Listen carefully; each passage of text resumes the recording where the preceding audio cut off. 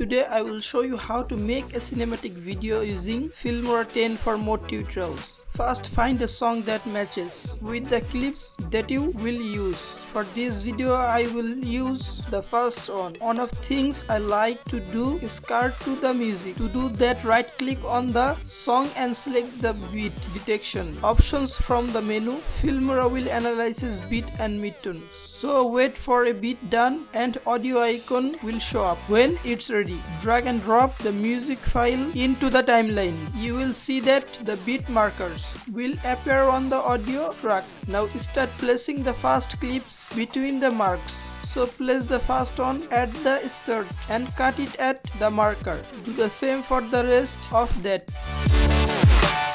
For example, I replace the second clip at the end of the first and cut it at the marker. Let's quickly do the rest of it. This is the final result. And cinematic black bars to close we covered. This is a previous tutorial. You can watch right here, iCards, where we convert the black bars to close.